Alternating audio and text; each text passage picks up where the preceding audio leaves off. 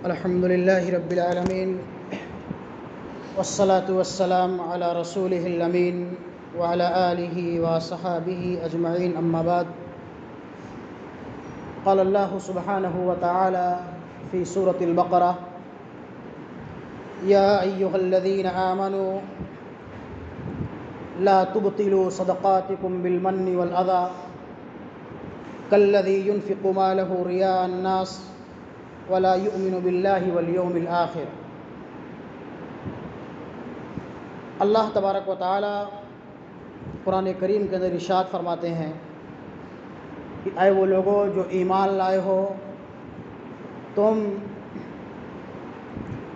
ریاکاری اور مکاری کر کے، شہرت و نمود کے ذریعے سے یا لوگوں پر احسان جتلا کر کے اپنے صدقات و خیرات کو، اپنی نیکیوں کو ضائع اور برباد مت کرو۔ احسان جتلانا یا لوگوں پر احسان کرنا یہ بہت ہی اچھا اور اللہ کے نزدیک بہت ہی محبوب اور پسندیدہ عمل ہے کہ کوئی بندہ کسی انسان پر احسان کرے، اس کے کسی مجبوری اور پریشانی میں کام آئے۔ یہ مومنین کے صفات میں سے ایک اہم صفت ہے جو اللہ رب العالمین کو بہت ہی پسند اور محبوب ہے، لیکن اس کے برخلاف احسان جتلانا، کسی پر کوئی نیکی کرنے کے بعد، بھلائی کرنے کے بعد سماج کے اندر، معاشرے کے اندر اس کو ذلیل اور رسوا کرنا، اس کو بدنام کرنا، یا اس کے جو آپ کام آئے تھے اس کو سماج کے اندر بیان کرنا، یہ ایک مذموم اور قبیح خصلت اور عادت ہے۔ اسی کو اللہ رب العالمین فرماتا ہے کہ یا ایھا الذین آمنوا، اے وہ لوگوں جو ایمان لائے ہو، لا تبطلوا صدقاتکم بالمن والاذی، تم اپنے صدقات و خیرات کو دکھلا کر کے اور احسان جتلا کر کے ضائع اور برباد مت کرو۔ اللہ کے رسول جناب محمد رسول اللہ صلی اللہ علیہ وسلم کا ارشاد گرامی ہے کہ کل قیامت کے دن اللہ رب العالمین 3 ایسے لوگوں سے بات چیت بھی نہیں کرے گا اور نہ ان کی طرف نظر کرم فرمائے گا، جو اس دنیا کے اندر لوگوں پر احسان کرنے کے بعد، ان کے ساتھ بھلائی کرنے کے بعد سماج کے اندر ان کو بدنام کرتے ہیں یا ان کو ذلیل و رسوا کرتے ہیں، یا جھوٹی قسم کھا کر کے اپنے سامان کو بیچتے ہیں، اور تیسرا وہ انسان جو اپنے پائجامے کو، اپنے ٹخنے کو، اپنے پائجامے کو، اپنی شلوار کو، اپنے تہبند کو ٹخنوں سے نیچے کر کے چلتا اور پہنتا ہے۔ ان 3 لوگوں سے اللہ رب العالمین قیامت کے دن کلام نہیں کریں گے، بات چیت نہیں کریں گے۔ اور ایک دوسری روایت کے اندر اللہ کے رسول فرماتے ہیں کہ 3 لوگ ایسے ہیں جن کو اللہ رب العالمین جنت کے اندر داخل نہیں فرمائے گا یا ان پر رحم نہیں کرے گا۔ اس میں سے پہلا انسان وہ ہوگا جو اپنے ماں باپ کے ساتھ، اپنے والدین کے ساتھ نازیبا سلوک کرتا ہے، نافرمانی کرتا ہے اور ان کی اطاعت و فرمانبرداری نہیں کرتا۔ اور دوسرا انسان وہ ہے جو شراب کا عادی ہے، یا وہ انسان، وہ بوڑھا انسان جو زناکاری کرتا ہے یا شراب پیتا ہے۔ اور تیسرا وہ انسان جو لوگوں پر احسان کرنے کے بعد، بھلائی کرنے کے بعد سماج کے اندر اس کو جتلاتا ہے، اس کو بیان کرتا ہے۔ اسلام ہمیں اس بات کی تعلیم دیتا ہے کہ آپ کوئی بھی نیک عمل کرو، چاہے چھوٹا عمل ہو یا بڑا عمل ہو،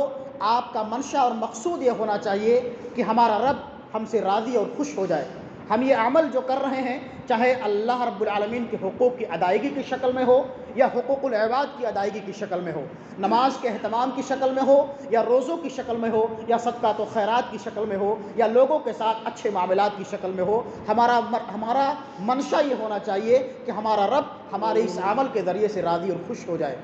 قیامت کے دن اللہ رب العالمین 7 ایسے خوش نصیبوں کو اپنے عرش کے سائے تلے جگہ دے گا، جس میں سے ایک انسان وہ ہوگا، صحیح بخاری اور صحیح مسلم کی روایت ہے، حضرت ابو ہریرہ رضی اللہ تعالیٰ عنہ اس حدیث کے راوی ہیں، وہ فرماتے ہیں کہ 7 یظلھم اللہ فی ظلہ یوم لا ظل الا ظلہ،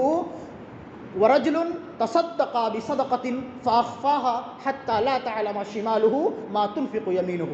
7 ایسے خوش نصیب ہوں گے جن کو اللہ تبارک و تعالیٰ کل قیامت کے دن اپنے عرش کے سائے تلے جگہ دے گا، جہاں کوئی سایہ نہیں ہوگا، ہر انسان پریشانی کے عالم میں ہوگا، انسان اپنے گناہوں کے بالمقابل پسینے میں ڈوبا ہوا ہوگا، بھیگا ہوا ہوگا، کوئی ٹخنوں تک، کوئی گھٹنوں تک، کوئی کمر تک، کوئی سینے تک۔ وہاں 7 قسم کے ایسے لوگ ہوں گے جن کو اللہ تبارک و تعالیٰ اپنے خصوصی، اپنے رحم و کرم کے ذریعے سے اور ان کے ان نیک اعمال کے ذریعے سے جو انہوں نے اس دنیا کے اندر کیے ہوں گے، ان کو اپنے عرش کے سائے تلے جگہ دے گا۔ اس میں سے ایک انسان وہ ہوگا کہ وہ رجل تصدق بصدقۃ فاخفاها حتى لا تعلم شماله ما تنفق يمينه۔ اس انسان نے اپنے داہنے ہاتھ سے کسی کو کچھ دیا ہوگا، صدقہ تو خیرات کیے ہوں گے، یہاں تک کہ بائیں ہاتھ کو بھی پتہ نہیں چلا ہوگا۔ دائنے ہاتھ سے اس نے کسی کو کچھ دیا، ورجل تصدق، صدقہ تو خیرات کیے، بائیں ہاتھ کو پتہ نہیں چلا۔ اس کا مطلب اور مفہوم یہی ہے کہ اس نے نہایت ہی خاموشی کے ساتھ چپکے سے کسی اپنے بھائی کا تعاون کر دیا۔ اس کا کوئی بھائی، کوئی پڑوسی، کوئی اس کا دوست بیمار تھا، اس کے وہ کام آ گیا، اس کی کسی مجبوری میں، کسی پریشانی میں وہ کام آ گیا، اس کے ساتھ احسان کیا، اور اس کے بعد اس کا احسان وہ سماج کے اندر جتلاتا نہیں ہے۔ اس پر وہ احسان کرنے کے بعد، بھلائی کرنے کے بعد سماج کے اندر اس کو بدنام نہیں کرتا ہے، ذلیل و رسوا نہیں کرتا ہے، نہ اس کو بیان کرتا ہے کہ میں نے فلاں موقع پر تمہارے یہ کام آیا تھا، لاک ڈاؤن کا مسئلہ تھا،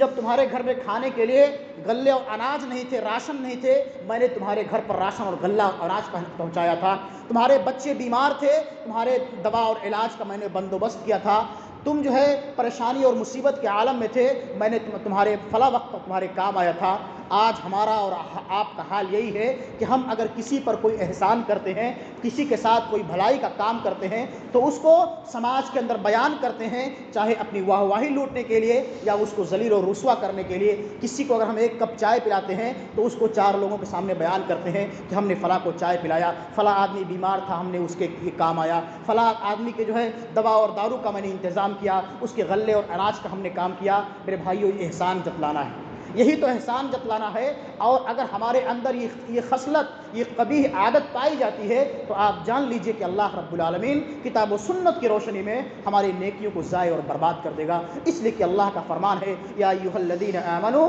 لا تبطلوا صدقاتکم بالمن والاذی، تم اپنے اعمال کو، نیکیوں کو، صدقات و خیرات کو احسان جتلا کر کے اور دکھلا کر کے، شہرت اور نمود کے لیے کو ظاہر کر کے اپنے اعمال کو، اپنی نیکیوں کو ضائع اور برباد مت کرو۔ اس لیے ہمیں اور آپ کو چاہیے کہ اگر ہم لوگوں کے ساتھ اچھے معاملات کرتے ہیں، احسان کرتے ہیں، تو اس احسان کو جتلائے نہیں بلکہ اللہ رب العالمین کے حوالے کر دیں اپنے ان اعمال کو۔ اسی میں ہماری اور آپ کی کامیابی کا راز مضمر ہے۔ اللہ رب العالمین سے دعا ہے کہ مولا کریم تو ہمارے اندر اوصاف حمیدہ پیدا فرما، اور قبیح عادت اور مذموم صفات سے ہمیں تو معمور و محفوظ رکھ۔ آمین۔ تقبل یا رب العالمین، وآخر دعوانا ان الحمد